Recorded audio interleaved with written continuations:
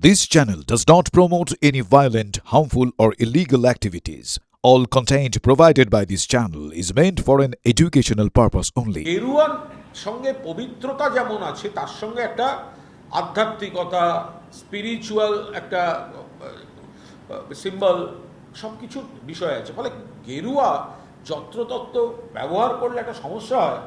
এরপর মানে রাস্তাঘাটে অনেক কিছু হয়, কে পানের পিক ফেলছে, হ্যাঁ, মানে কে কোথায় একটা পানের পিক ফেললো, মানে সাধারণতভাবে যা হয় যেগুলো উচিত নয় আমরা তো সেসব করে থাকি।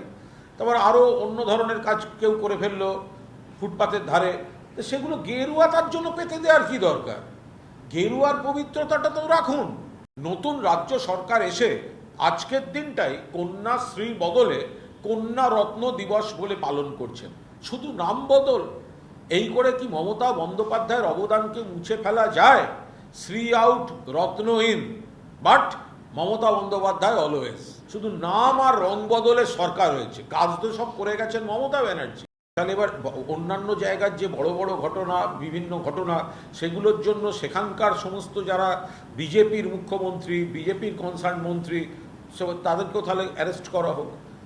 আরজি করের ঘটনায় মমতা বন্দ্যোপাধ্যায় কী করবেন? তাঁর যা যা করণীয় ছিল, যে পুলিশকে ইনস্ট্রাকশন দেওয়া অবিলম্বে ধরো, তো পুলিশ ধরেছে, এবং সেই ধরাটা যে সঠিক ছিল সেটা তো কোর্টের নির্দেশে সিবিআই তদন্তে সেটা তো স্পষ্ট হয়ে গেছে।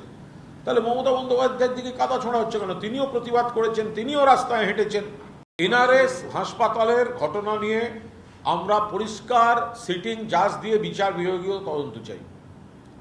এনআরএ হাসপাতালে নার্সের যে অস্বাভাবিক মৃত্যু হয়েছে, সেখানেও তো এই প্রশ্নগুলো করা যায়। মনিটরিং কোথায় ছিল, নজরদারি কোথায় ছিল, কেন, কোন সে কারণ যেখানে ওই হাসপাতাল, যেখানে সরকারি হাসপাতাল, যেখানে তিনি কাজ করেন, সেইখানে পোস্টমর্টেমে কেন অনাস্থা? ফলে একের পর এক প্রশ্ন আছে। অভয়ার সময় যারা মোমবাতি নিয়ে নেমেছিলেন তাদেরকে এখন খুঁজে পাওয়া যাচ্ছে না, কিন্তু আমরা তখনও প্রতিবাদ করেছি, আর এখনও প্রশ্নের উত্তর। আমরা অহেতুক রাজনীতি করতে চাই না। অভয়ের পোস্টমর্টেম হয়েছিল, সেখানে সাক্ষী দিয়েছিলেন কয়েকজন জুনিয়র ডক্টর যে সব ঠিকঠাকভাবে হয়েছে, এখানে কোনো ম্যানিপুলেশন নেই। কোন জুনিয়র ডক্টররা ওখানেই ছিলেন? তাদের মধ্যে কয়েকজন তো আবার উই ওয়ান্ট জাস্টিসেও এসেছিলেন।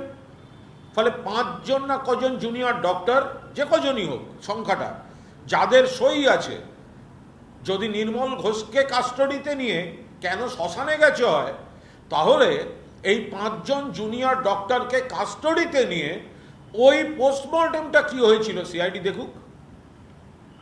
রাজনৈতিক লোক হলে ন্যারেটিভটা জোরদার হয়, তৃণমূল হলে ন্যারেটিভটা জোরদার হয়। সিবিআই 2 বছর ধরে লোকটা দোষ কিছু না পেলেও একটা 80 বছরের লোককে ডিম মারা যায়, আর যে 5 জন তাদের তো সই আছে, তাহলে তাদেরকে কাস্টডিতে নিয়ে জিজ্ঞাসাবাদ করা হোক। আপনারা বললেন সিবিআই চাই, হাইকোর্ট সিবিআই দিয়েছে, তো সিবিআই তো এতদিন ধরে করলো, তো নির্মল ঘোষ দোষী হলে এতদিন সিবিআই ধরেনি কেন? সিবিআই তো কেন্দ্রের। নির্মল ঘোষ যদি দোষী হয়ে থাকেন তো সিবিআই ধরেনি কেন? 3টি court, honourable court, learned court monitor করেছেন কেসটা। Trial court, respected high court, respected supreme court, সব পক্ষের সব আইনজীবী সব অভিযোগ করেছেন। তারপরেও কিন্তু সিবিআই সব দিক থেকে নির্মল ঘোষকে অ্যারেস্ট করেননি। এখন যদি মনে হয় যে তাদের ফিরিয়ে এনে তাদের ওই নির্মল মানে পুলিশকে আবার কোনোভাবে ঢুকিয়ে এনে বিজেপির স্থির করে দেয়া পলিটিক্যাল ন্যারেটিভটা এস্টাবলিশ করার জন্য অ্যারেস্ট করতে হবে, তাহলে সেটা মোস্ট আনফর্চুনেট। যে পদ্ধতিতে এই ডিম এবং পুলিশ কাস্টডিতে থাকা অ্যাকিউজদের উপর অর্গানাইজড আক্রমণ চলছে, এটা হতে পারে না, এটা জাস্ট হতে পারে না। এটাকে যারা আপনারা মানে খুব ইয়েভাবে দেখাচ্ছেন, গৌরবময়, যে দেখুন জনরোষ, না, এটা হতে পারে না। এটা একটা অর্গানাইজড একটা ফোর্স ওখানে থাকছে, আর পুলিশ এটা কি করে অ্যালাউ করছে? যাকে অ্যারেস্ট করা হয়েছে তিনি কিন্তু এখনো প্রমাণিত কোনো দোষী নন, যে ব্যক্তি হতে পারে, তাকে পুলিশ কাস্টডিতে আছে।